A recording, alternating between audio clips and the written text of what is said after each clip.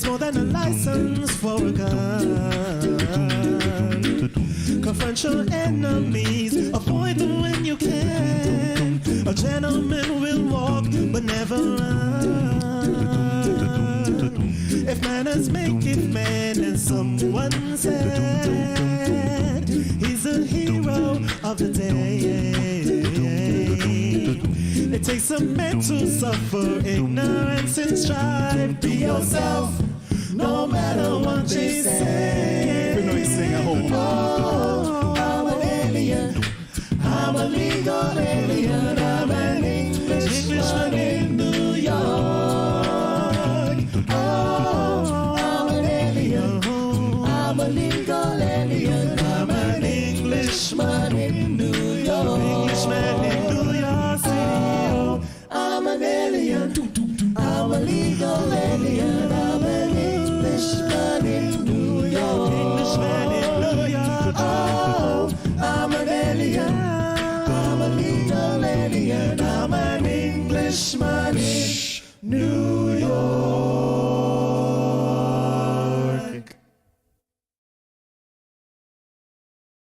Now, growing up in the 90s, I would have loved these songs. I'm sure those of you that know them will love them as well. So we got two songs coming up for you. We got I Wanna Know by Joe and Someone to Love by John B. and Babyface. Hope you guys enjoy.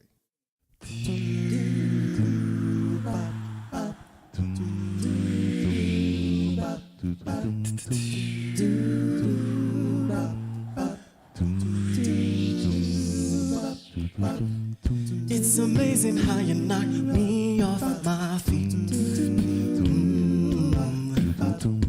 Every time you come around me, I get weak. Oh. Nobody ever made me feel this way. No. You kiss my lips and then you take my breath away. So I wanna know what turns you on. Yeah, I wanna know, so I can be all that and more. And I'd like to know what makes you cry. Oh, so I can be the one to always make you smile. Girl, he never understood what you were with. No. And he never took the time to make it worse. More loving girl. Baby, I'm the kind of man who shows consent. Yes, I do. Any way that I can please you, let me learn. So I wanna know what turns you on. Yeah, and I wanna know, so I can be all that and more. And I'd like to know.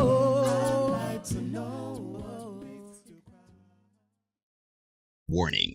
What you are about to hear goes against traditional romantic counsel expressed by friends, family, and Instagram memes and quotes. Open-mindedness is advised.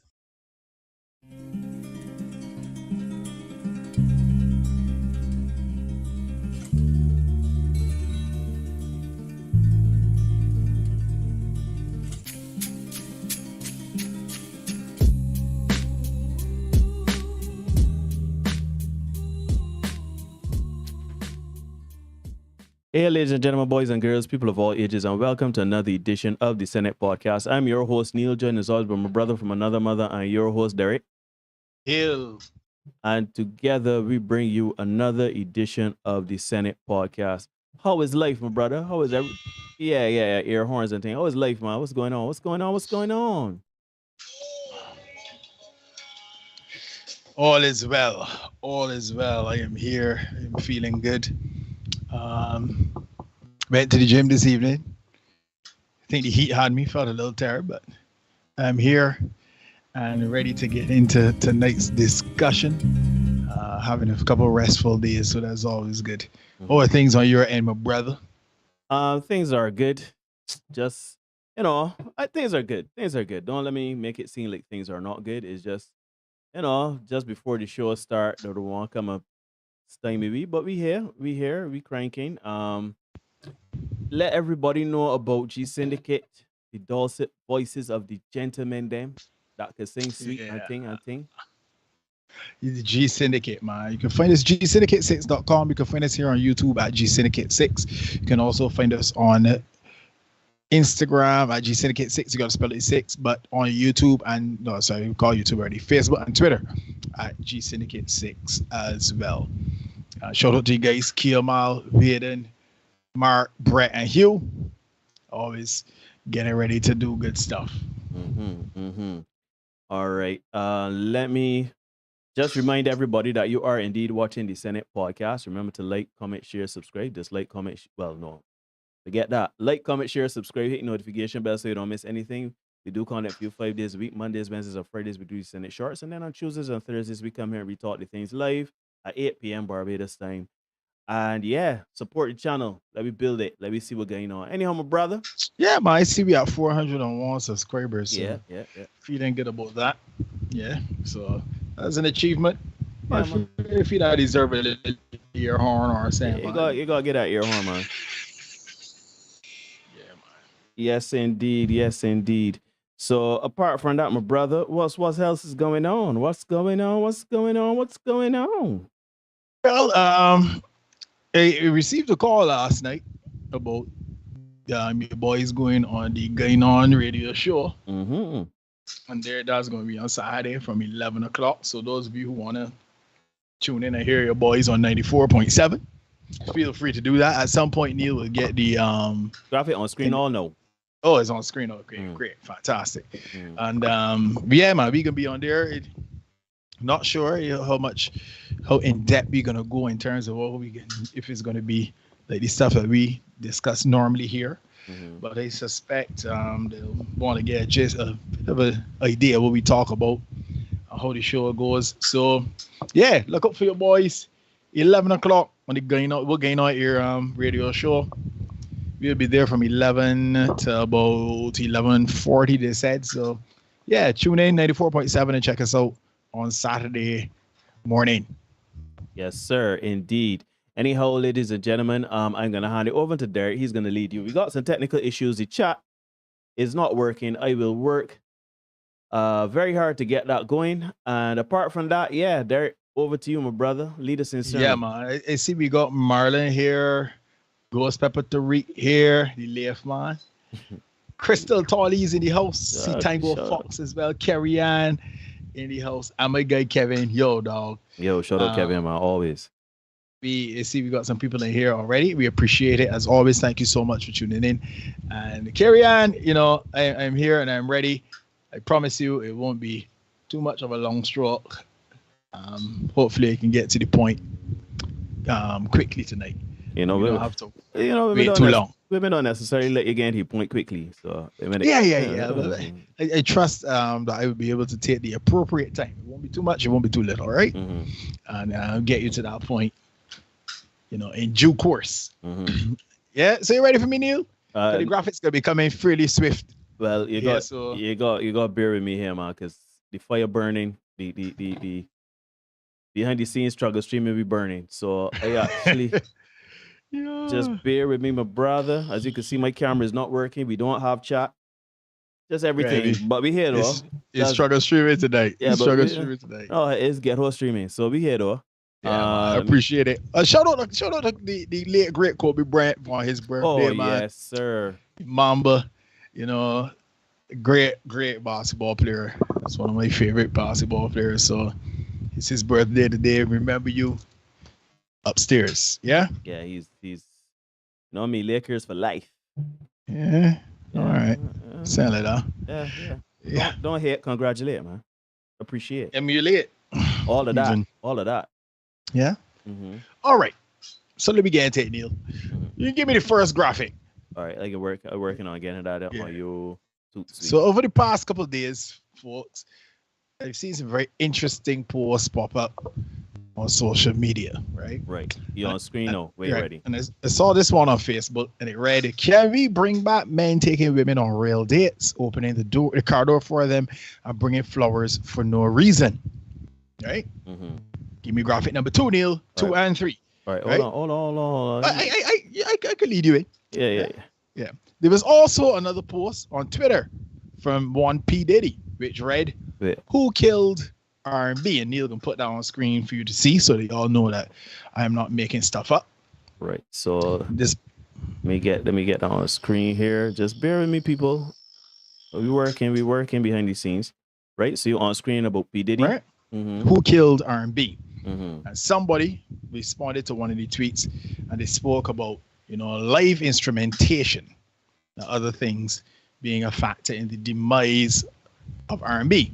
Mm-hmm. But I love to be the bearer of bad news, Mm-hmm. and those things have very little to do with the demise of the genre. But here tonight on the Senate podcast, we are going to tell you who, or rather what, killed R&B, Mm-hmm. right? And that's going to be pertinent going forward in this particular discussion. Right. Mm-hmm. We all know R&B is the real love music, especially if you, in our age bracket, we grew up with the Boyz II Men and the Drew Mm-hmm. Hill and Whitney Houston, all them things, Luther Vandross, all that. Right? Yes, sir. But the genre as we know it has changed. So allow me to show you guys what R&B sounds like today, right? Mm-hmm. So to this end, I'm going to recite some poetry for you, right? Mm-hmm. So please allow me, if you will, to go into this little ditty here from Silk Sonic, right? Anyway, the verse goes like this. Must have spent 45,000 up in Tiffany's. Oh no. And if you got on screen, Neil. Yeah? Let me see. I got the pre-chorus. All right, we can get there. Yeah. Got her badass kids running around my whole crib like it's Chuck E. Cheese. Whoa. Oh. Yeah. Put me in a jam with her ex-man in the UFC. Can't believe it. I'm in disbelief, right? Mm-hmm. And then we have the pre-chorus, Mm-hmm. which is another little bit of a ditty. Mm-hmm. This bitch got me paying her rent, Mm-hmm. paying for trips, Mm-hmm. diamonds on her neck, diamonds on her wrist. Mm-hmm. And here I am all alone. Lord. Why you lost himself? Lost himself. Yeah. Mm-hmm. I'm so cold. You got me out here smoking out the window. Smoking out the window? Yeah. Singing, how could she do this to me? How could she do this to me?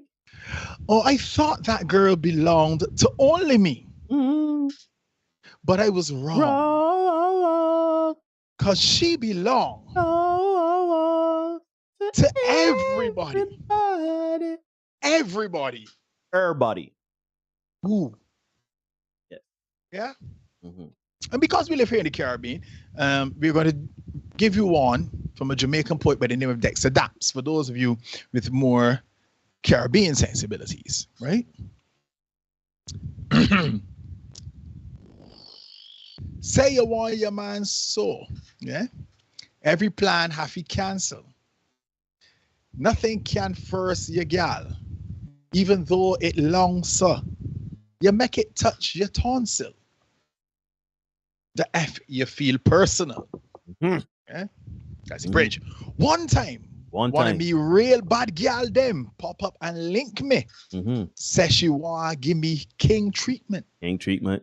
We hear about king treatment all the time, right? Especially when we talk about, remember Brittany Renner mentioned that when she talk about submission, right? Right. Yeah. And Dexter Daps goes on. He says, guess she feel kinky. Me never feel like cheat, but she start convince me. Right. Me say, come here. Come here. Let me make your drawers fly like, I don't even know what that is. Gingy. Gingy. We have a Jamaican in the chat. Carrie Ann can help us out. With Gingy is, yeah. But it goes on. Dexter Daps goes on. So this is the chorus. She says, she not wear no underwear. She not wear no underwear.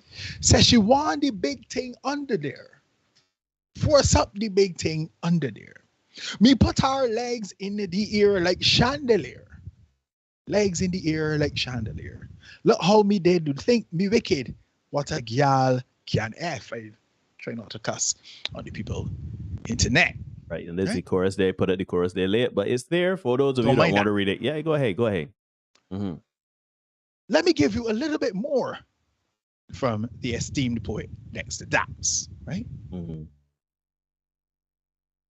And it says, she want a old gangalee. She has said she want a big long body. Yeah? She says she would like to be free. She would like to be free. We would like to be free. She want a old gangalee. She has said she want a big bang belly. Big bang belly. She says she would like to be free. Be free. She says she would like to be free. Oh. And then the chorus, right? Yeah. Call me if the liquor man not if you're good. Better you F somebody else. Call me if you not see the boy not need help. Like you not see your cat too good for him. Woo.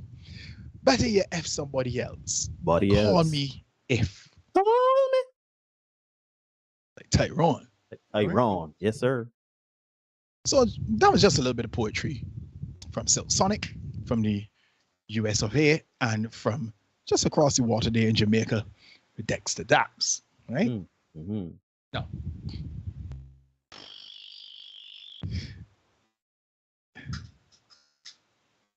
as you may have noticed, folks, Silk Sonic had a very different take on the man-woman dynamic that we would normally hear in a ballad, right? Mm-hmm. They talked about how he took in a woman with her kids. We talk about that all the time in these platforms. Mm-hmm. And he had to end up dealing with her ex, who happened to be in the UFC as well. Right? Mm-hmm. Mm-hmm. That particular song also highlights how he used his money and resources to provide for this woman, only to find out after the fact that she did in fact belong to the streets. Mm-hmm. Let me get Future somewhere around here. She belongs to the streets. Mm-hmm. Right? Dexter Daps, he doesn't go for extolling the virtues of his woman, much like Luther Vandross would have, but he does extol the fact that she has an affinity for going commando. And in the other bit of poetry, he lets it be known very clearly that he is only available to be contacted via telephone if, ladies, your man doesn't sort you out right. Only if. Only if. Don't call otherwise. Yeah. And we've even seen this shift in the music right here in Barbados, because back in 2019, Led Pipe sang a song and he said, hey, call me sometimes, but not all the time so. And the legendary Bajan poet, Brutal Crank Star, had the most popular song during the pandemic, a song which spoke to taking the ladies by the hair and participating in vigorous backdoor relations with them. Now, I'm sure by now, some of you have started to click over and others are still wondering why the shift in music, who killed R&B, and what on earth does any of this have to do with the man-woman relationship? Yes, what does it have to do? Well, I'm glad you asked. Let me get into it, right? Mm-hmm. Men are not taking women on dates or bringing flowers or any of that stuff anymore because women have shown that they don't want that. Okay? Mm-hmm. They may say they do, but they've shown by their actions that that's not what they really want, right? Mm-hmm. If you doubt me, ask Brutal, right?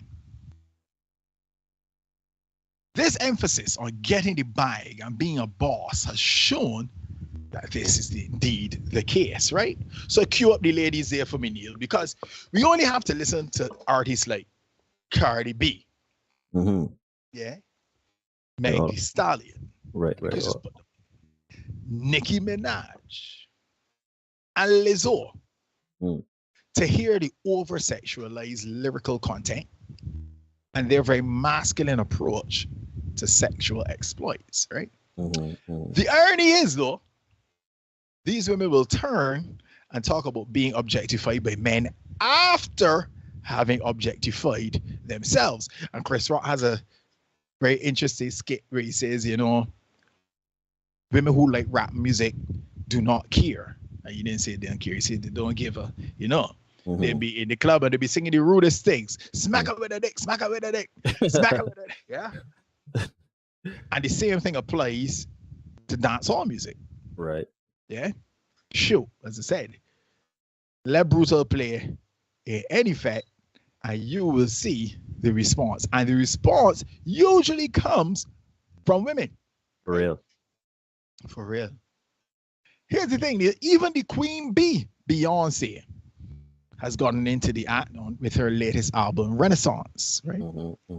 In the single Church Girl, Church Girl, yeah. It's named Church Girl, believe it or not. Yeah, Beyonce encourages the ladies to, let me get this poetry on. Drop it like a thotty. Drop it like a thotty. Pop it like a thotty. Pop it like a thotty. Church girls acting loose. Bad girls acting snotty.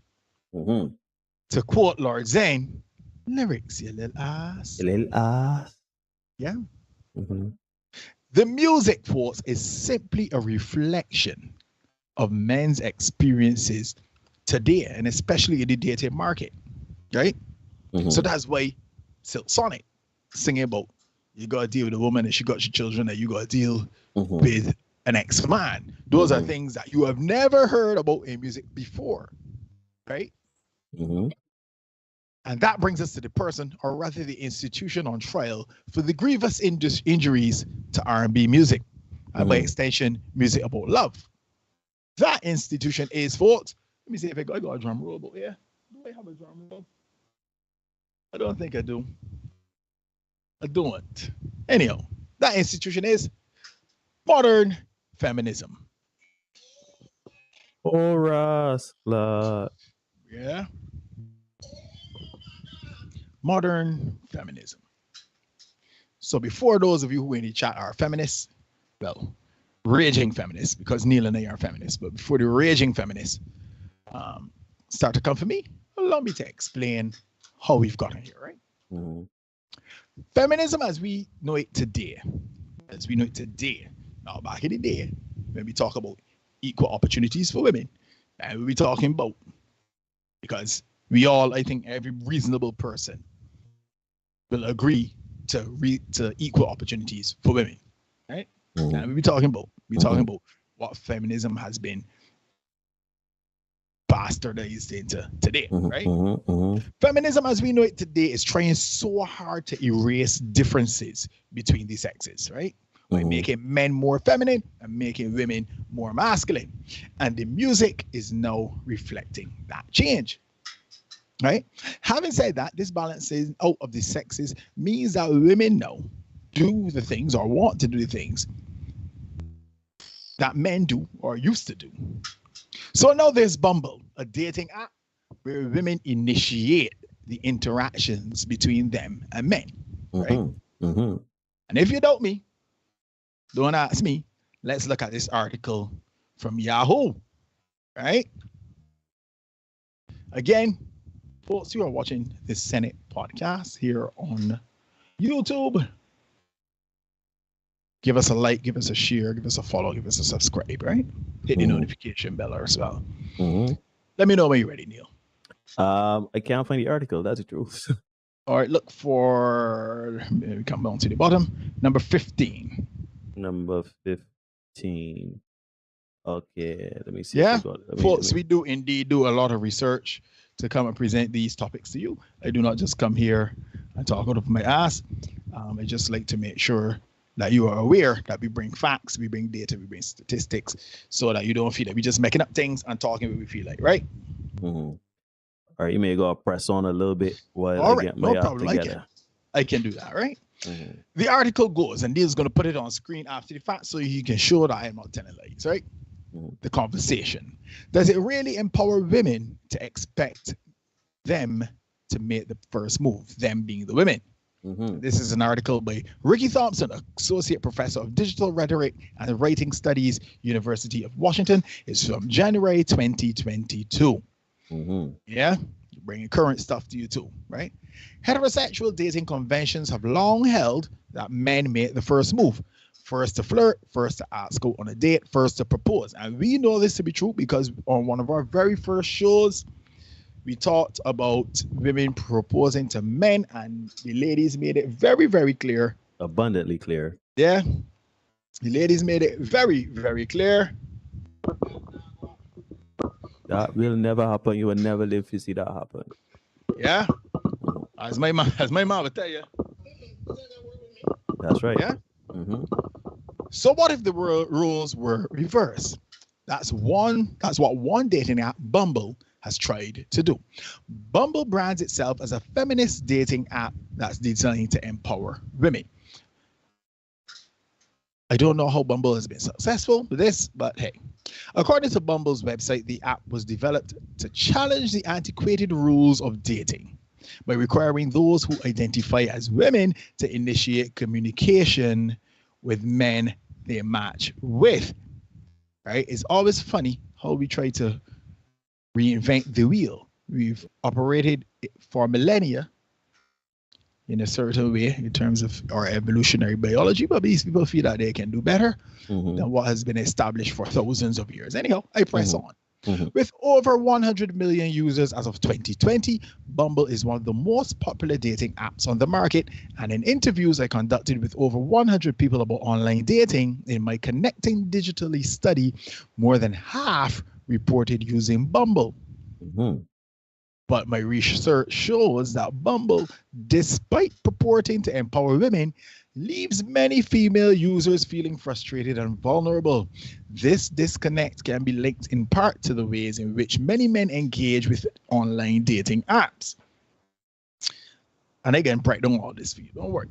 When a match is meaningless, Bumble's attempts at leveling the playing field and changing the dynamics of dating and empowering users to connect with confidence makes sense in theory, but not in practice. And we have already established why. Women are not approaching. They don't want to approach. Anyhow, women in my study reported a number of counterproductive user practices based on their own swiping experiences and conversations with male Bumble users, right? You catch up with me yet, Neil, by any chance? Yeah. Okay. A 39-year-old female participant in my study described the frustration of making the first move and not getting any response. You know, ladies don't like rejection, right? So then all of a sudden you're a match, but they would never say anything or respond to you. You wouldn't hear from them. What's the point? Why even bother? The ironic thing about this, folks, is that many men experience this on apps like Tinder. Yeah, where the women just kind of get the likes for validation and they never respond, right? Rather than evaluating profiles carefully and swiping yes on women they're serious about, men are often likely to swipe right based only on the profile photo. In addition, we know that it goes both ways in that regard, right? In addition, many men approach online dating as a numbers game and practice what some call power swiping or shotgun swiping. This indeed sounds like West Indies cricket. By saying yes to everyone and seeing who shows interest and matches with them, many of them will only read a woman's profile information after matching. Lastly, because some men are just swiping for the ego boost of likes, they'll simply delete the match rather than respond to a woman's invitation to chat. A man doesn't want to chat. Yeah, we can chat about hooking up, right? Women in my study often pointed out that a match was far from a guarantee of mutual interest.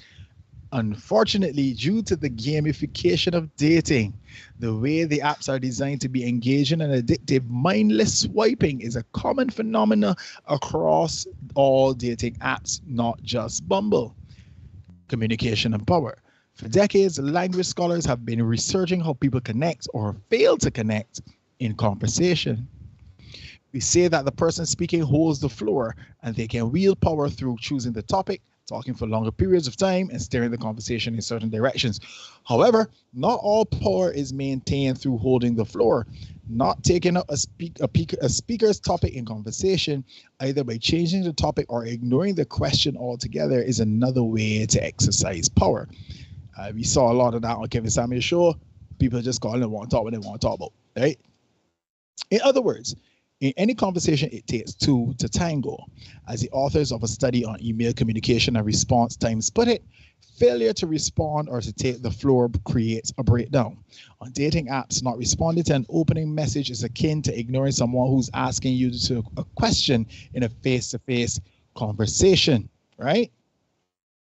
On Bumble, women may be given the control to take the floor first and direct the initial topic of conversation through, as Bumble terms it, first move privileges. You gotta love these cute terms, right? However, when men fail to respond or unmatch after receiving that opening message, the women in my study reported feeling dismissed, rejected, and ultimately disempowered. Right? I don't want any more. That is very, very lengthy. Right? So we can leave off the rest of that, right, Neil? All right. What the article isn't saying, folks, is that women will only match with the most attractive men. Yeah, that's the part that Ricky Thompson neglected to say. Which means that 20%, as we would have told you guys before, on the app, 20% of the men, on the app will have access to 100% of the women. So those men then will be free to pick and choose to match with the best that they can get for themselves. Unfortunately, that means that many women will be left frustrated and vulnerable, as Ricky Thompson said, right? Because it's a case of throwing everything at the wall and see what sticks, right? So that's a problem. Women making the first move, the dating app thing, we've already discussed that at length, right? Mm-hmm. Another real challenge with modern dating is the advent of Me Too. Simply put, men are afraid to approach women. Not that men are afraid of women. So ladies, please don't get that as a feather in your cap, thinking that, oh, I know he was right. These men intimidated by strong black women. Ain't that at all. Right? Approaching a woman is already an exercise fraught with fear of possible rejection, right? But these days, the possibility of being misinterpreted, consequently and subsequently accused of something that she didn't do, is all too real. So men are not even bothering to attempt flirting. So let's check out this excerpt from an article from the LA Times. Much of the Yahoo article, this one was pretty lengthy. So I decided, you know what, let me not bring all of that or attempt to read all of that. Mm-hmm. So we can deal with the first part of the article, right? Just let me know when you're ready, Neil. Yeah, you're on screen. Okay. What happened to good old-fashioned flirting? Here's a proposition for you. Bring back flirting. And this is from the year 2000, by the way. So we see how long ago this is. I'll be coming forward with the same problems, right? And it's even worse in 2022 than it was in the year 2000, right? Mm-hmm. Flirting, the delicious art of saying nothing and everything is disappearing. Dinner parties are filled with earnest conversation. Compliments are left unsaid. That sexy little undercurrent that used to charge a great party has been replaced by the dull drone of political correctness. A New Yorker attending a small dinner in Washington sat through an evening of A-list chatter, then reported to her friend, "Not one man flirted all night." What a sad state of affairs. Flirting is a grace note in life, a charming social skill that every grown-up should know how to do properly. Republicans, Democrats, and everyone in between. And obviously that is mentioned because this is from the LA Times, right? Mm-hmm.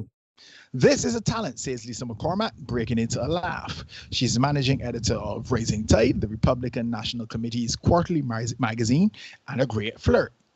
I love people who give good flirt. They make my day. Actually, that's what flirts do. They put a bounce in your step. Or listen to Democratic consultant James Carville. To me, it's not just acceptable, it's desirable. It's an art form. Feminists have done a lot of really great things and I salute them. But one thing they did is diminish the art of flirting. Mm-hmm.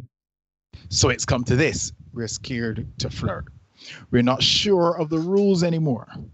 For all sorts of good reasons. More women in the workplace, more sexual freedom, crackdowns on sexual harassment, women in greater positions of power, and that nasty Lewinsky scandal. Flirting has become a complicated business.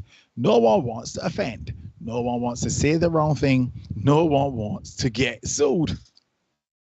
You used to be able to flirt in a very unthreatening way and to tell someone they looked nice, says author Christopher Ogden. But one has to be very careful these days that you don't cross a line, and you don't always know where that line is. No one, it seems, wants to admit to being a flirt. It's got such a bad connotation, says author Kate Lehrer, a Texas charmer who has been described on occasion as an brilliant and engaging flirt. I don't really flirt. I want to make people feel comfortable and good about themselves. I like to please, says Kate, right? Mm-hmm. Now, you would have heard it there just now. As you can imagine, because of the uncertainty surrounding flirting, folks, people are just simply more reluctant to do it. I know that me personally, even before there was such a thing as Me Too, I was very skeptical about approaching and offending women. That's me personally, right? And it's even more so now in the current climate, right? And here's the thing, Neil. I wonder if people think, well, most people think that men are stupid. I really wonder that, right? Because you can't reasonably expect men to operate as if approaching is. Let me backtrack. Let me say that again. You can't reasonably expect to operate as if men approaching is problematic and then be upset when they stop approaching altogether, right? You want your cake, I want to eat it too, right? The reality is there is no right time to approach a woman. None. Well, there is. So I can get to that in a minute. And we know that women aren't going to approach because their fear of rejection is even worse than men's, even though they will say not, right? Many women will tell you that they don't even know when they want to be approached. Approach at work is sexual harassment. Your job in jeopardy, right? Approach in the gym, sexual harassment. They record you, put you up on social media. Full blast, right? Approach in person, you're creepy. And as the article said just now, nobody wants to get sued. Right? But here on the Senate, folks, we know when the right time to approach is. And that time is when you're physically attractive. I thought it was never. But when you're physically attractive, you got a little bit more leeway, right?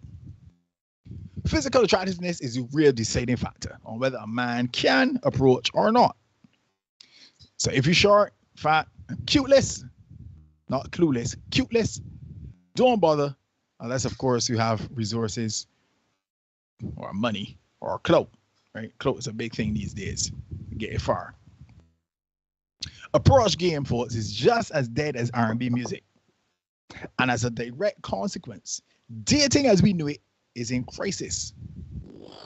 So there'll be no more opening of doors, no more bringing of flowers and all them things because there's too much uncertainty surrounding it. And because of that, no, the music is shifted. So men are singing about that, men singing about daggering and holding up by your hair and, ponging you, pressing in your stomach, and my gospel would say, right? Things have changed. And unless we can arrest the rampant, raging, distorted feminism that has permeated society, it can't change. Yeah. Mm-hmm. Be stuck with things as it is. And it probably can get worse. And we have modern feminism to blame for that. Ladies and gentlemen, thanks so much for watching the Senate podcast. Remember to like, comment, share, subscribe, hit notification bell so you don't miss anything. We are about to get into it now. First things first, you realize my camera is off. You realize that there's no chat. You realize that a whole bunch of things are a little struggly this evening, but we're working through it. We're getting through it. For some reason, anyhow, excuses don't matter. Point is, we here, we live, we recording, right? You know what, Derek? I'll be honest. You said you blame modern feminism for this, right? For the current predicament that we find ourselves in when it comes to men and women. I want to agree, but I also want to disagree, and I'll tell you why. Because while in some contexts I do agree that modern feminism has empowered women to almost reject men because of their advances, etc. We all know the challenges as a man, when, how, and where to approach a woman, which is, in my opinion, never. Keep yourself to yourself, and let the chips fall where they may.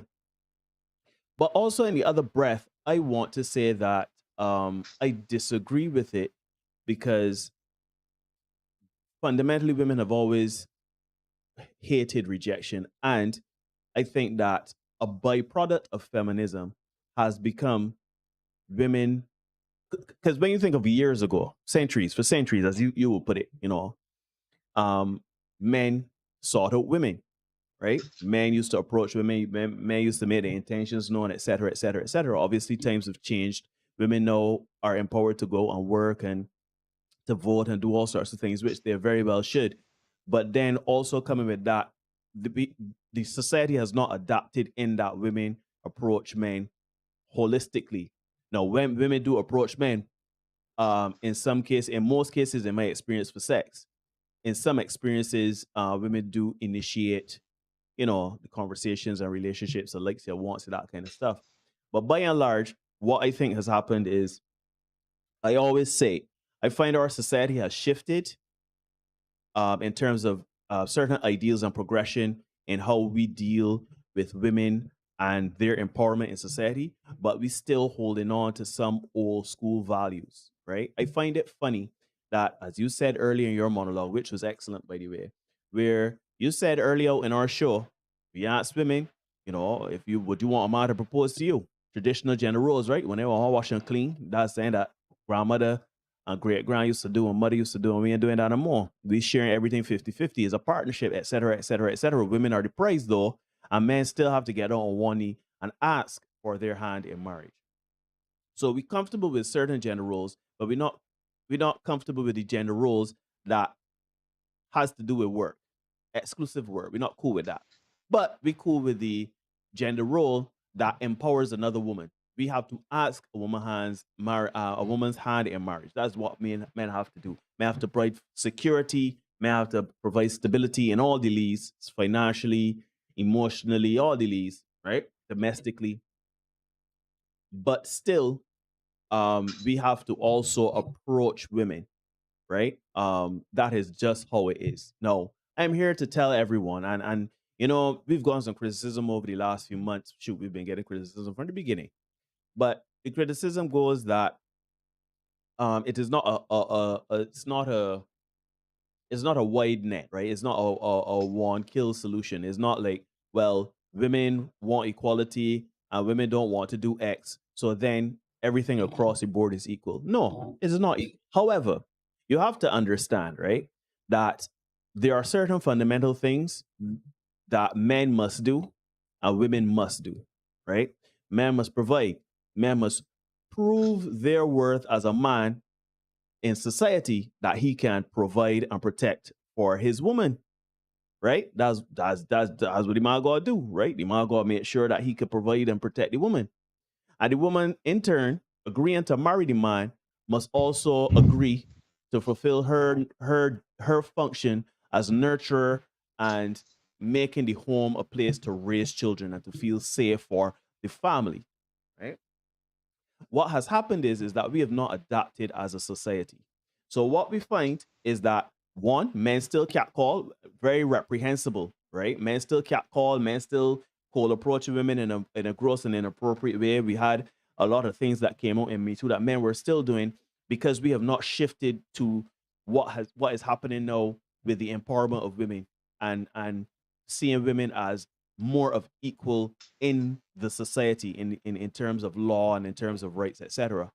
And women, in turn, have not said, well, okay, since that is the case, let me go on and propose to a man. Let me approach a man for a relationship, like a meaningful, long-lasting relationship. Let me prove to a man that I can provide, protect, and provide emotional stability. But yet still, even if they start to do that, that means that men will have to now facilitate the role of nurturer, right? So it's like we have not adapted. We have done a very poor job of adapting to the societal shifts. And again, I keep trying to remind people, this has been going on for centuries. We are talking about nearly a millennia of the current status quo of how relationships work in in our society, right? And with that being said, we hoping and expecting 1,000 years of just how the dynamic supposed to go to change literally in 50 years. In 50, 60 years, we expect everything to change and everything to be hunky-dory and men to get it and women to get it and we used to move forward. But these are the teething problems that we are having in our society, right? I do agree, you know, I think that it comes down to this. Instead of women holding hard and fast to certain traditional role ideals in that the man must show that he can provide, protect, and get on with one knee and do certain things, she must be willing to go out there and prove those things to a man, to prove that if she really is an equal, that she can do those things as well. And also show that if that is what she's willing to provide, that the man is willing to provide nurturing. Because we can't have two Brahma bulls in the house. We can't have everybody providing financially and all these leads, but nobody is providing stability in the nurturing of the household, right? So, with that being said, what I believe should happen is that women should be more open to taking that lead and providing those leads and allowing a man to provide the nurturing part, or because I know women ain't really like that, men ain't gonna like that neither, right? Or understand that relationships, while society has fundamentally shifted, while there has been a fundamental shift in the empowerment of women, education of women, the rights of women, etc., and we've come a very long way for that, we still have to understand that family is key and is at the head of the household, and there will be sacrifices both from men and women for that to happen in the modern era. We still need children. We still need the next generation to be whole and to be filled with love, understanding, to navigate the world and be the next generation. For that to happen, there have to be sacrifices. By and large, women are better nurturers emotionally, providing those things. That ain't me talking out of my misogynist behind, as people like to say it. That is science, psychological science, and that is data that has been collected. So, with that being said, by and large, we have to raise children, we have to nurture a home, right? It takes a village to do it. But let us not fool our foot. Women are more inclined to do that than men. They are more inclined. So, with that being said, if women open themselves, and I know people can come and say, oh, but these men just be gross, and men just come and say, look, you're so and so fat, and I want to do this to you, and cat call, and et cetera, et cetera. Please understand that that is not the majority of men. It is not. It's like, by and large, the men you encounter on a daily basis, the majority of them men ain't cat calling you, right? I know it is gross. I know it's inappropriate, and I know a lot of women go through a lot of cat calling and harassment, right? But understand that while there is a time and place to approach a woman, men generally don't know. A man would generally shoot the shot. I ain't saying that women is to take a man that's cat call. That's not what I'm saying. I'm saying that you still have to create openings for yourself for the right man that you want to attract, for that man to find an opening to get to talk to you, right? Because there are men out there that generally don't know how to approach women. We got a boy, shout out Stephen Wu. Stephen Wu is being in the supermarket, and Stephen Wu, sometimes we engage in small conversation in the supermarket. Now, let's say I in the supermarket, I in a line behind an attractive young woman. She just about getting groceries for the week or whatever, and she just hustling and bustling, going on her business. Is that the right way to approach her? No, it's not. I can't slide in her DMs on Facebook or Instagram. No, so I have to let that woman go. And I know some women will say, but you have to find a clever way to open and this and that. And that. Some women like witty banter. Oh, you got soda bits and sardines. You preparing for a hurricane. Oh, there's my in. And then there's some women that say, listen, I just literally here trying to just pick up my groceries.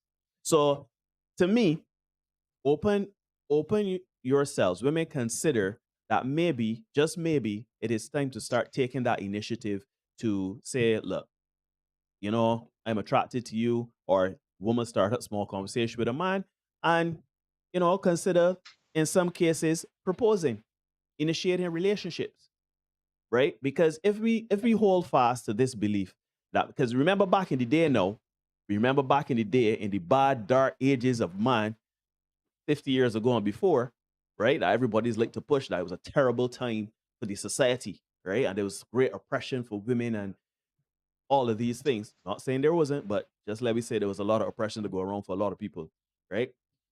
We still have to understand that back then, a man, something as simple as a man helping a woman cross the street, putting down his handkerchief for her to walk so she doesn't muddy her boots, and giving her flowers, and saying, you know what, I like the color of your eyes. They got this song, man. What I don't know if the stars are out tonight. I can't tell you if it is dark or light because I only have eyes for you. Like, these is lyrics, like literal lyrics that used to play out back in the day. But R&B is dead, number one. So excuse me, my friend. No more. Excuse me, my friend. Can I hold you by your hair? And which will more than likely get you a hashtag and a slap. Or you approach with something as nice. Like, we live in a society right there. Like, if I walk at the woman and say, "Oh my God, you look so nice today." Sorry, I have a boyfriend. All right, sweetheart, but you just look nice. And whether you got a boyfriend or not, I have been cut off now from even approaching. So now I have to wait until you are in a space to receive me hitting on you, right? If I have to wait for you to be in that space to hit on me, you could as well take the lead and the initiative on that one time. But women don't like that. So you see the conundrum, ladies? You see the conundrum, fellas? Like, we are left in a space where you either open yourselves to receiving a man's approach, right? And I ain't talking about just in a specific window of time where you, in effect, looking as cute as ever, and it's the first hour of the fete, and you've not had your drinks yet, your makeup ain't smudged or whatever. I'm not talking about then. I'm talking about everyday life, because everyday life, your partner is not necessarily in effect. Your boyfriend. Hit me with that again. You hope he's not in effect.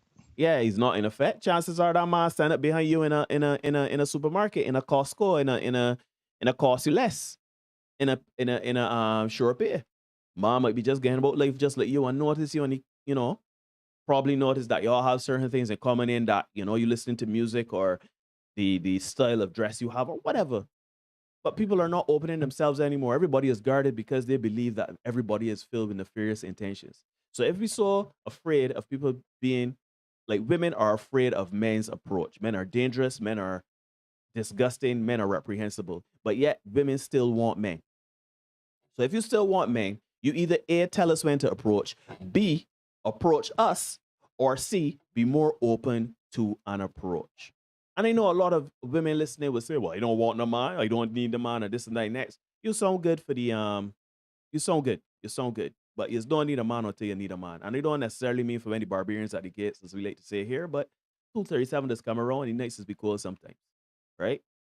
So please understand that while we men have a lot of work to do when it comes to putting ourselves and our ducks in a row and getting ourselves in a position to approach a woman, to even be in that conversation of a partner, women also have to do their part and get in shape as well. Well, when I say get in shape, get in position as well to be a partner as well, but also have to put themselves in a position to receive a man's approach. And if you don't want a man to approach you, if no time is good, ladies, start approaching men. And do not, women, if you're going to approach a man for a serious, long-lasting, meaningful relationship, do not approach the man with sex. Do not approach the man with, "My friend, you look sexier.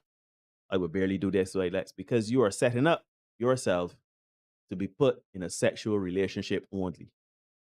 Approach someone in a way that signals to the man that you're interested in something more committed and long-lasting, right? But it doesn't make sense to say, "I don't want this man to approach me here, there, and everywhere." The man can't approach at the gym. He can't approach at the supermarket. He can't approach when you girls around. He can't approach at dinner. He can't approach when you at work. He can't approach you in these times. But he has to approach you at a very specific time. Between 12:58 a.m. and 12:59 p.m., he can be 12:59 a.m., sorry. He got a minute to approach. Like, you either A, give us a little slot and let us, try to get in there as best as we can, or if you don't have a window, approach a man. Approach a man. I would like to empower. If we want to start a movement, empower women, let me empower women to approach men. Approach men. "Hi, good evening. I think you're very attractive, and I was just wondering if I could get your number or whatever." Or, But ain't even all that. Men real easy to approach though. It Bobby, require all that. it really Hey, how doesn't. you? Yeah, how you doing? Easy. There's a woman on Instagram. What the woman name? She is like a comedy channel, but she's talking about flirting. Like, flirting in the 90s or flirting in your 30s or something like that, right? And I find those heartwarming because, yeah, if you want a man and you don't want the man to approach you at X, Y, Z, A, B, C time, and the man only got M and N time to approach you, then you approach men. Because men don't be accustomed to rejection. Be accustomed. A no is a no. Like we hear no all we life, not only in relationships, but in work, in sports, in every facet of life we've heard no. So you know what? Since we've heard no so much, just approach me. We can be like, oh yeah, one woman that look by, and move from there. Ask for a number. There's nothing wrong with that. But you want a man to approach you, but you gotta be in a specific mind frame and stuff like that. It's like it's high mass for men. It's high mass. A lot of men are just refusing not to approach for a risk of being looked down upon, rejected, or canceled. So yeah, that's my 2 cents on that. So there, I don't know if you want to dive in the chat or whatever. Again, continue trying to work on my issues. All right, no problem. Just I know you said that we've not adapted, but I keep saying all the time that the problem comes for men in that they're Captain America, living today, but really they grew up and their value system is from ages before. And the challenge that comes that they may have is that women still want those values and things from 60, 70 years ago. Chivalry. But you now want to have the benefits of the modern day thing. When somebody breaking the house is still the man that gotta get up. You know what I mean? But you want the man to help you with the children. You understand? You want your grass cut, that's the man. You ain't going out there and do it. But you want your man to help you cut too. Right? And most men, and here's the next thing. Most women, when they look for a man, they're looking for a man on their level or above. This is known. This is just how it goes. Right? They're looking for a man on their level or above. Right? So you can't expect a man who is made or on his way to being made, and then because you want this man to take care of you at the end of the day. So you got to make it, you still want that traditional exchange where this man who has made it takes care of you. So that's where the conundrum really comes, because it's like, well, yeah, you want me to be modern and progressive, but when it suits, you still holding on to these more traditional values. And that's where the confusion comes for most men, right? Mm-hmm. But let me dive in the chat just a little bit. Mm. See a couple of people coming in. OTP Tours in there. Good to see you. Kwame in the house. Carrie Ann Lee in the house as well. My boy Stephen Wu. Stephen Wu. Yeah. Carrie Ann asking which song as I was reading, and then says, yes, come through the Dexter. Yeah, everybody. See no behavior. No behavior. It is loving Dexter. No behavior. Lee says to leave Dexter and Alkaline alone. Judgment. Full on judgment. We do that for you. No problem. Apparently the Gingy, I hope I got our pronunciation right. They are little flies like fruit flies. Thank you, Carrie Ann. So okay. So anyhow, let me move on. I'm trying to process that. Yeah, Cherish is the host. Good night to you, Cherish. Good to see you. And yes, Carrie Ann and Lee are having a back and forth about Alkaline as well. Apparently, they have their place and times. Lee says, I'm a feminist up to hell and ready. I am a woman. Sorry, I am a woman. Kwame, the gynocracy? No. Aston in the house. Good to see you, my brother. Marley in the house. Good to see you as well. Good night, all. Insomnia, my friend, is here with me. They don't even read the profile after they match. Women get way too many matches. I try not to think that men are stupid or emotionless. That is a fallacy. Indeed, it is. Men got more sense than people would like to think. Lee, I disagree that it's hard to see the line. Honestly, some men are disgusting with the things they say. The line is, if you would get vexed if someone told your sister what you're about to say, it's gross. Agreed. But that's for you, Lee. You see, the challenge is some people get a little bit more leeway based on how they look, right? Ramel Vaughn, good to see you, my brother. What us man needs to do is get our money up, and then we won't have the amount of issues that we think we have, and also get our bodies to look as best we can. I can agree with that, but I'll tell you this, you'd be surprised to see that you get money and some of them problems will still exist. Look at Will Smith.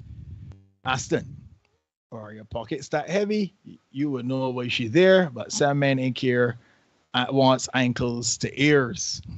My God, what a visual. What a visual indeed. Yeah, Marley. I dated so many men when I was polyamorous, and it's what you say.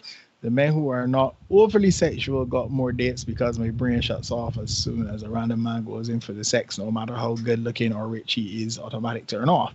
Yeah, well, men want sex. That's the reality of it. And a man on a dating app, and if he playing that, what do they call it? Power swiping? Shotgun swiping? A man at power swiping or shotgun swiping. I don't think it matters to him if you move on to somebody else or if you ignore him, because he's probably shooting his shot at several other people as well. Yeah. Thank God in London where I live, I have less catcalling. The more sexual approaches happen in bars, pubs, and clubs. Ladies, stay out of the bars. No, they do not have the mellow mood anymore. That is all over. Well, I think you have it on my guy Story. Shout out Story Murray. He would play that stuff on 104, about 98 and 95 Bashman. Yeah. For real. I hate going to the supermarket and the gym. Better approach me when I'm more relaxed. But when is that? But when is that? How would a man know when that is? So okay, so when problem. So when are you relaxed? You go to work for about 8-9 hours plus commute. So we're not talking about supermarket. You can't approach at a gym. You can't approach me and pay your bills. I can't approach at work either. Okay. So you So got then- and that's So more we than gotta 12 hours out of 24-hour day. You gotta sleep 8 hours. And So then when you the got like a weekend very come, small window. and then when the weekend come, now you either going up to some bar or some whatever. Then you open up to that day, but then you uber selective and everybody competing. So like, you want something meaningful. You want a man to have. You want to have a meaningful relationship with a man. But yet still, out of how many hours in a week, in a 7-day week, man got a window about 2 hours. You understand me? And then a lot of people wonder where all the good men going, because in 2 hours you're looking for good men, and there are several men out there. And chances are when you go to places like bars and fets, You ain't find them in there. right? If you fish in polluted waters, sorry to say it, you can pick up polluted fish. Change the dating pool. Yeah. They told us that early, the juggling. Hey. Yeah. Hey, man. Aston, do not approach at all, man. It ain't worth it. Amen, Ashton. Yeah. Amen, Ashton. Yo, I sometimes we don't see eye to eye on things, but I completely agree. I personally, Neil Hoy, do not believe in approaching women, simply because it's higher math. And as a man that I get the calculus, I hear about integration and differentiation, and I cut out the math. That's the best of me. When I get to advanced math at BCC, I was like, I can do it. And to me, when I see an equation that literally does not make sense to me, I cannot compute, my brain just shut down. So to me, I would do one of two things. One, I will wait until there's some opening or opportunity where we can find something in common, which is very rare, or I will leave that into the woman's hands. That's just what it is. I am not approaching a woman, not cold off of the bat. So Marley says he can approach when I'm just chilling, cafe, bookstore, chilling on the beach, carnival, bar, club, fet. I'm just more relaxed there. Mm-hmm. You know that. Yeah. You're disturbing my peace. I just here to. I just saying Because the women say, "Oh, I just come out to work out with my girlfriends and that kind of thing." You see how he's saying. But hold on a minute, Derek. As you always, but you said it in your monologue. It comes down to how you look. If I look like Idris Elba, it matters not. You could be playing the toilet. You would engage me not. if I approach. Right? Yeah? But you look like me and Derek. We ain't getting nose turned up when you at the beach, you at the same cafe or not. And when I say Idris Elba, I don't necessarily mean a man like Idris Elba, but we know the type of men. Like every woman listening has a type of man that if he was to hit on them, shoot, as Derek said, on the toilet, or no coming out the bathroom, or no going to court. No coming out the courthouse having had to pay money, right? Yep. Man would get forward. If the See my man, man Raiden yeah, in the house, man. Shout out Raiden, man. Big shout out respect. Raiden. Sweet singing guy. He says, if you talk to her like she's your sister, you'll become her bro, not her man. It's very interesting that I was watching it was cutting up the episode that we did on the friend zone to do some posts on Instagram and stuff like that. And then listening back to that was one of the things that we talked about in that relationships go from attraction to seduction to comfort, right?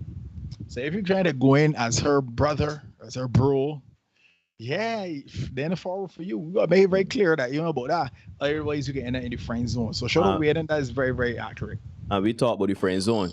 We've talked about the friend zone. Fellas, if you ever find yourself, you approach as a bro and you end up in bro status and you saying, child, you want to go to the friend zone, you could as well accept your fate and find, another, woman to approach, because the friend zone, you got better chances of hitting the lottery, to be honest.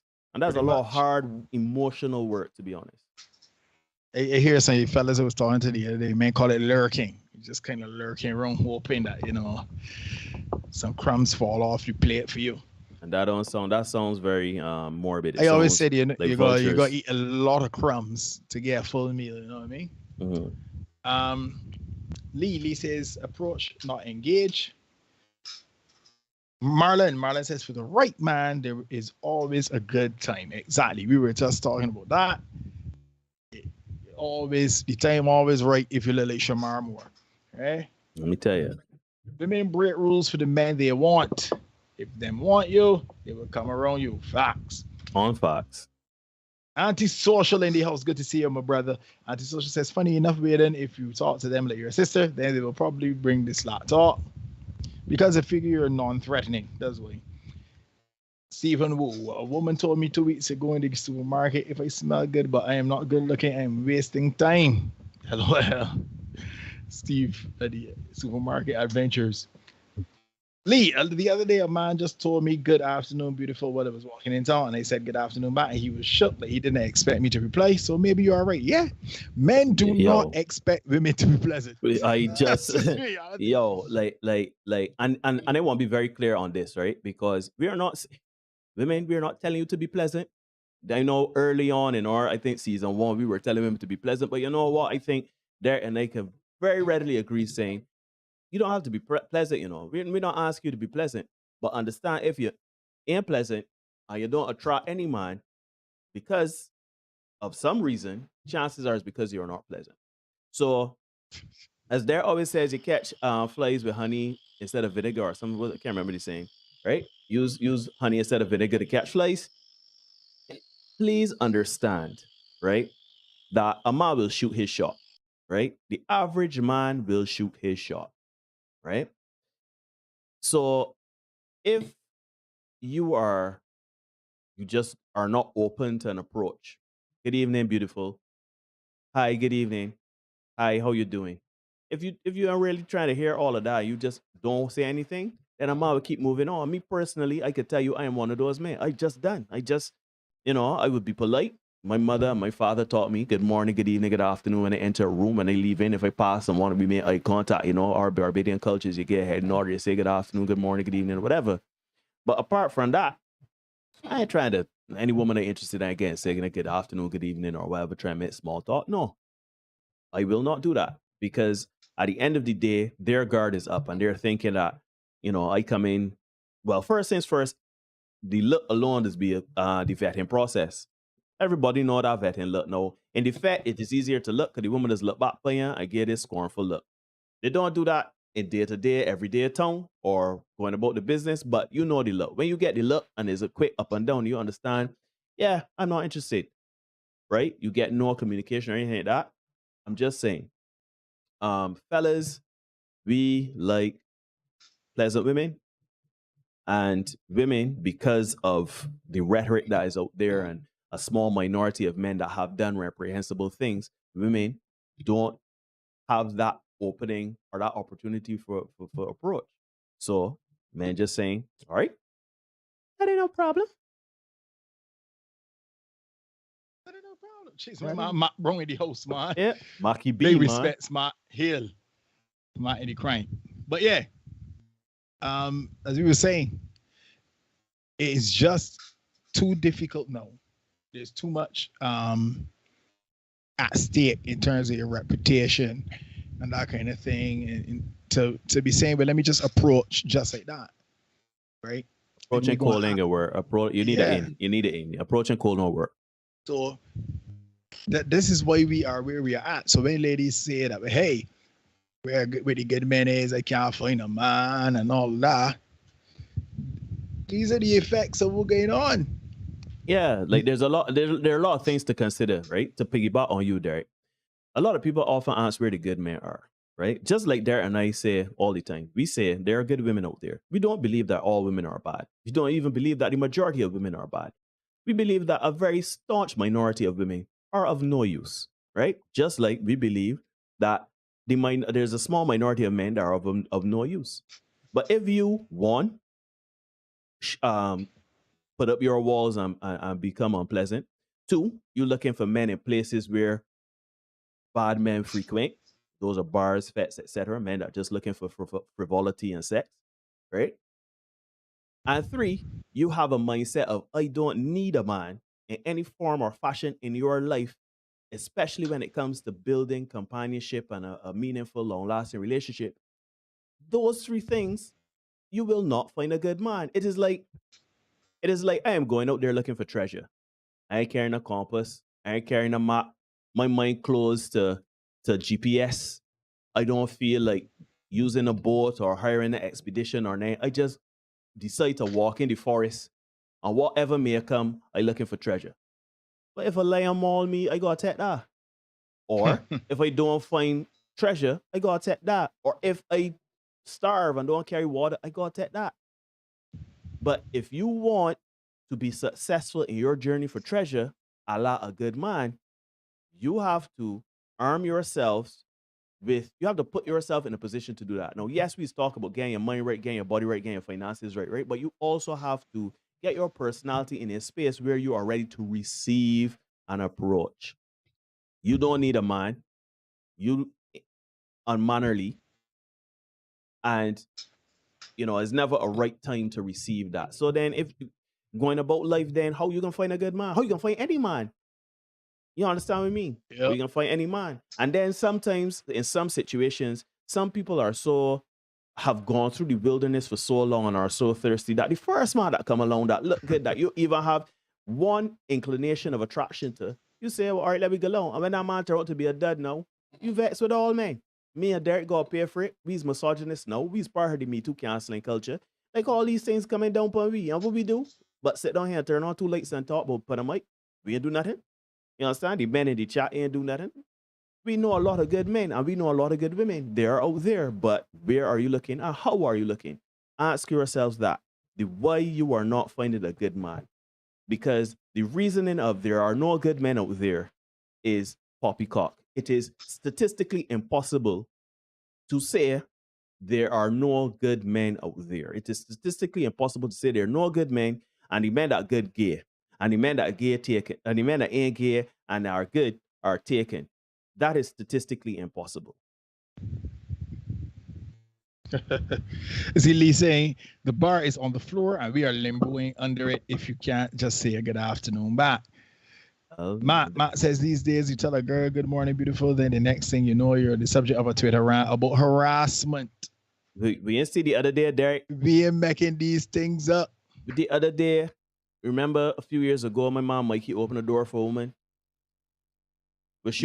We covered a short that said opening a door for women is patriarchy. Is a form, not just patriarchy, aggressive patriarchy. We telling women when to come and when to go because we still feel them as property. That is opening a door. So the men giving up. Men don't know the rules no more. So if you don't know the rules, why play? As we said in the article just now, don't know the rules. So people just saying, you know what? Let me just don't bother with it no more. Right? Aston says, I remember a time I mistake and I look at a woman passing me in town. What the RH you looking at? Miss, who hurt you? Right? At least it takes a lot of energy to be angry constantly. And it does. But some people are, and there's a frustrating thing about it. Some people are very angry and they choose to do nothing about it. You just won't be angry. They just won't be angry. They're happy living with that and making people around them angry. And I say all the time, women seem to think they have the exclusive rights to hurt. Men have been hurt too. Yeah. But a man cannot say, you know what, I've been hurt before, so women ain't shit. I'm done with all women. I treat every woman like crap after that. Right? At some point, men gotta say, you know what, all right, Very well. that one woman burned me. Let me get over it. Let me move on. But Yep. women think it's cool to drag their past with them. And they say all the time, it's like relationships are like going to a hotel. You get in a hotel, I won't call anybody, or matter of fact, nah, I won't call nobody in that establishment by name. As a matter of fact, I can. So you go to Hilton, right? Mhm. Hilton is an awesome experience. It's fantastic. And when your stay at the Hilton is finished, you just say, you know what? Let me take out the people linen, the cutlery, and everything, and push it, and you buy and get lunch through the door. You don't do that. Mm-mm. You go on to the next venue, right? So you left Hilton, you go to Accra. You can't carry Hilton things in Accra. You enjoy the Accra experience for what it was. If you go for left Hilton and you end up in that best rooms by Uncle, and that's a totally different situation. Yeah, Uncle tell you, food. No. Now. Yeah, you end up in an Uncle. You ain't carrying the Hilton things in an Uncle. And are you sure you ain't carrying Uncle things in at the Hilton? Better not. Right? Enjoy the relationship for what it was. If it ended terribly, seek some therapy. Find somebody to talk about your stuff with, but do not drag your relationship past into the present. Let me borrow from Kevin Samuels one more time. Making the man in your present pay for the man in your past means no future. Do not drag forward your relationship ish, right? Mm. Talk to somebody, talk it out, get your therapy, get over it, right? Yeah, man. And because all the anger, insecurity and stuff like that ain't helping you, ain't serving you, right? Fast. Where am I? Yeah, common courtesy. If someone says good morning, you say good morning back. How you get raised? If you're gonna call though, there will be no response, and understandably so. I right? won't respond to that. Do you know? So to touch on that, I have seen some points on that. That the reason why women don't respond to good morning. I've seen Twitter rants, local, international, etc. is because when they say, because if somebody is being polite, like if they say good evening or good afternoon, good morning or whatever, the woman is going to say good morning, and the man believes that that is the opening or entry into chatting she up, right? So a lot of women just shut that down and don't respond because they don't want to be hit on, right? So you know, you run the risk of hitting on saying good morning to a woman saying nothing about simply because she's not in that space. I guess, and you know, we run the risk of saying hi, good morning, and the woman say good morning too. Oh, sweet. So you know, you're thinking, all right, you know, I starting up a conversation, and you start small talk, and the woman still reject you because she just being polite. But because I being polite don't mean that I interested. Like Exactly. there really is no Exactly. But the reality is, some women think, hey, you know, I am me, so your girl won't talk to me. Hey, my mom might just be, you know, sharing some small talk, right? Mm.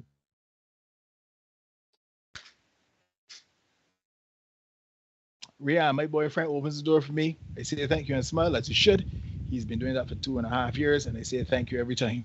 You got a good one. You got a good one. Yeah. Now listen, Rian, you got a good one, right? So you find he's somewhere. That mean there are good men out there. You think he's the last? I don't think you got your last good one.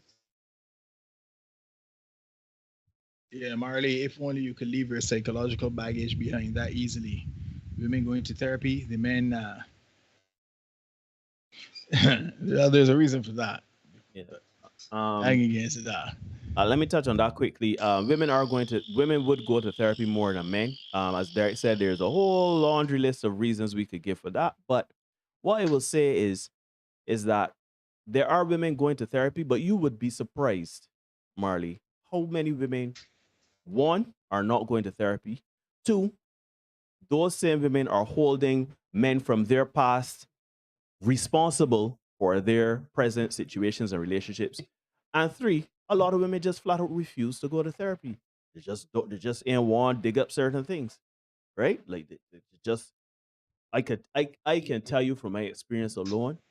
I know there are some women I know that I've dated that go to therapy, but by and large, majority of them don't because man about our life. And that man about nobody don't want to sit down and talk to a stranger and cry for 2 hours. No, that ain't fun, you know. As a mothers do it every week, that ain't fun, you know. So I'll say this: there is currently a therapist who has gone viral, right? Because she went on TikTok. I think it was TikTok, and I had a lot to say about men. You know, admonishing men for not going to therapy, trying to get them to go to therapy, right? She did not quite put it as eloquently and as tamely as they did, but she did indeed use a lot of expletives and stuff like that, calling men ninjas, calling women 305s, B word. 304. Wish. Sorry, not 305s, 304. I get 305 now. Yeah. So when you see a woman come on, a therapist, she's said she's a trained, qualified clinician, come on social media and rant and rave like that, like how she did, and she got fired, by the way, because people called in and reported her to her job. Yeah. That was the video was on Monday. She was fired by the Friday, right? Mm.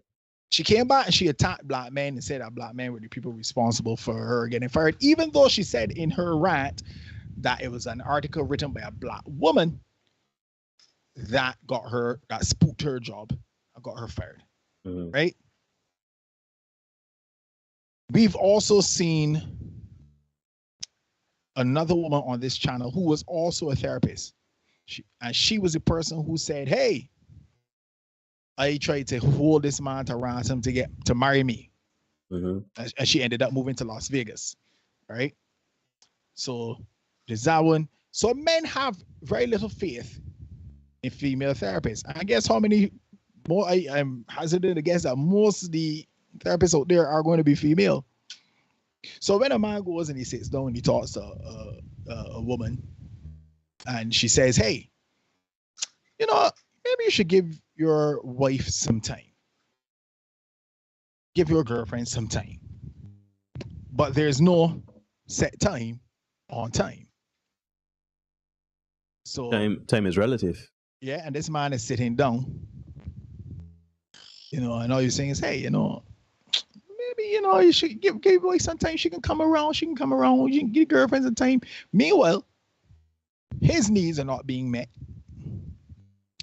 So then he starts asking himself, what is the point? And we have a very good friend, Neil, who said he experienced that in his marriage counseling, where everything seemed to go the direction of the wife. And he was just supposed to just like take it. Whatever happened on her end is all good. It's all well done. You sit there, accept it. Use your mind. You just deal with it. She can come around. She never came around. He's trying to pick up the pieces of our relationship. No, right? And that happens very, very often. Where it is the onus is on the man to sit, take it, make it work. And that is advice coming from a therapist. So this is why men ain't dancey. You know, people like to think that men dancey, but men ain't dancey, right? Men ain't going to a therapist to sit down and hear, take it. Yeah, men ain't doing that. But you know, to add to your thing, that's why I think you should go to therapy, but go to therapy for yourself. Go to therapy for your past. Go to therapy for your issues. I think there is some merit in marriage counseling, but for marriage counseling to work, it takes both parties to be willing to do whatever it takes or whatever they are willing to do to make it work. So, me personally, I ain't saying Derek agrees. I ain't saying nobody agrees. These are my personal opinions right now. For me, I think when you go to therapy, it is for you and for your issues and for the things you would like to move past. And for that to happen, you have to take accountability and responsibility and acknowledge the things that you want to move on from.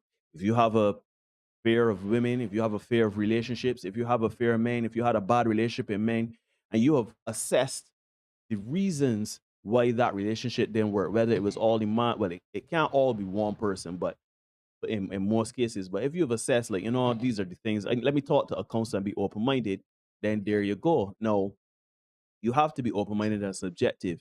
You have to know yourself. You have to be willing to be honest and come out as having made a bad decision or being the Ah, bad guy boy. in your rhetoric. You As know what I I say all mean? the time, there can be no growth without healing, and there can be no healing without truth. Right. So you got to Exactly. start with the truth, not this subjective, my My truth, truth. and No, no, the truth. That's what no. we got to deal with. Right. You have to put your ego aside and understand that, hey, I made mistakes.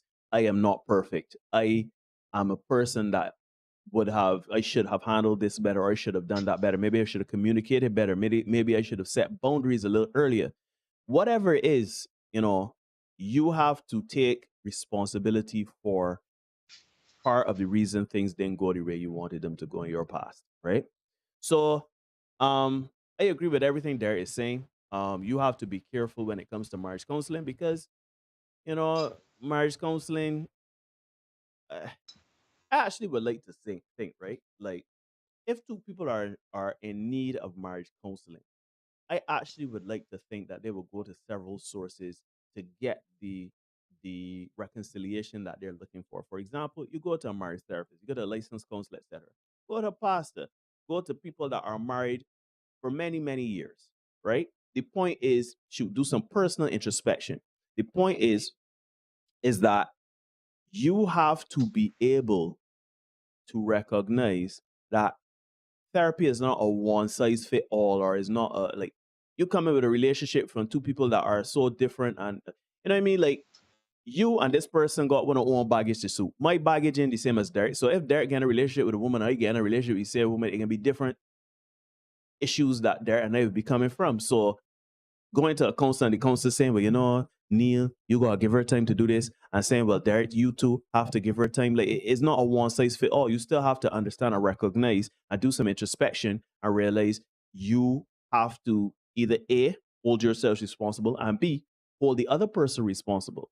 But it can't be this whole, because I know another buddy of ours, Derek, another buddy of ours, a very close friend of ours, he too went through, he was unmarried, but he went through couple counseling as well. And the same thing happened where it for me, from my part looking into his relationship, I thought he did a very good job of sacrificing a lot and compromising a lot of himself to make that relationship work. Whereas no, they were having issues. They get into counseling and everything was his fault. He needs to this and he needs to that and he needs to. So when they asked him, so what she need to do, like, yeah, she good. Mm-hmm. She pretty much set in terms of, you know, the only thing the therapist was saying is be patient with him and understands the process, and it's like, so you're trying to tell me this person is just flawless then? This person emotionally, mentally, etc. is flawless. And when he would tell me about certain things that was happening in this relationship that he was unhappy about, it is clear that there's a miscommunication somewhere. And when there is miscommunication, both parties have to bear some level of accountability there. Miscommunication don't happen, you know what I mean? Like something along the way jamming out the works. So I would say couples therapy, you can do it, but also be mindful of what like you gotta know yourself, you gotta know your partner, and you gotta be honest with yourself and your partner to receive that thing that the therapist is saying. And give pushback if you don't agree with everything that they're saying or whatever. Give pushback and say, you know what, I appreciate what you're saying, doctor, but you know what, I still feel empty. And men don't do that. Men don't say, well, I feel emotionally stunted, or I feel like my feelings are not valid in this relationship or whatever, because men don't want sound weak. So we don't say those things, and that's our bad. We gotta say, here, tune, right? I don't like the fact when you tell me, yo, carry the garbage here, like, is you slave? I don't like that. Like I don't speak think up. it's a case where men feel like if they're I think it's just a case where men feel as if we're not heard. Mm, So it was the point of saying anything. mm, And men is like, "Pfft, let me just let me get through this session here and go on home." yeah. Because as you were saying just now, you gotta kind of recognize it's a two-way street in terms of communication, and one person can't always be right, the other person can't always be wrong. Yeah. Mhm. To that end, folks, it is 26 minutes past the hour of 9 in Barbados and the rest of the Eastern Caribbean. Neil, I just sent you a video. I got this video over the weekend. I found this video hilarious. It's nearly 6 minutes long, but trust me, it is worth the watch. We're going to share it with you guys here tonight. Yeah, I Just let like me this know video. when you're Yeah. ready, Neil, and we can roll that off. Hmm. Have a listen. This is this guy explaining the things that he's had to apologize to his wife for. Right. So it's on screen right now. Cool beans. I wasn't cold. She was cold. She asked me if I was cold. I said no. That is unacceptable. I know now that I must sense her body temperature and will my body to match it so that we can live in climate unity. I did not know who Kim was. My wife had received some scandalous intel on someone named Kim. However, I had the audacity to interrupt her story to ask her who Kim was. I've since learned that Kim is a distant cousin of hers that I met over a decade ago at a funeral. So to make sure this trespass never happens again, I've begun working on a spreadsheet of every single human my wife has encountered her entire life. I can't hear through walls. My wife chooses to speak to me at the same volume whether she's standing directly beside me or is 3 rooms away. I was under the assumption that solid surfaces dampen sound. This is false. The reason I cannot hear my wife must be due to some genetic failure in my inferior bloodline. To remedy this, I volunteered for a colloquial implant and had microphones installed in each room. I mean to my friends. Until recently, there's been an unspoken rule between me and my close male friends. That rule is that during any form of conversation, whether it be text, on the phone, or in person, we go to great lengths to insult and humiliate each other. A tame example of this would be my friend Will, who mistakenly during a drunken conversation admitted that the hair around his naughty bits is very coarse. This has led to years of relentless humiliation and birthing nicknames like Brillo Willow and the Vaginder Grinder. My wife recently overheard one of these conversations and was appalled.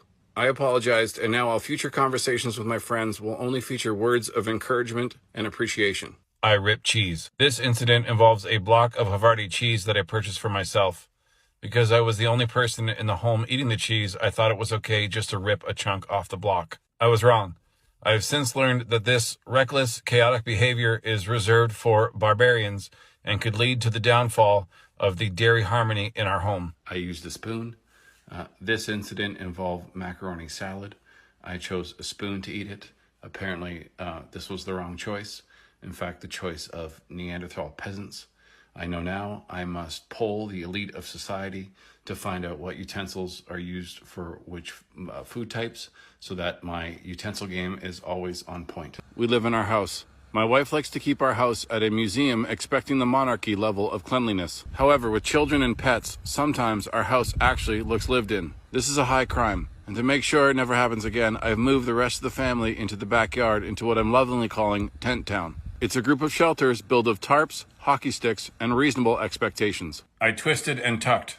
This occurred when I tried to retrieve 2 pieces of bread and broke the bread clip while trying to reseal the bag. Instead of fashioning a new clip from loose plastic in our house, I simply twisted the top of the bag and folded under the loaf. I was wrong.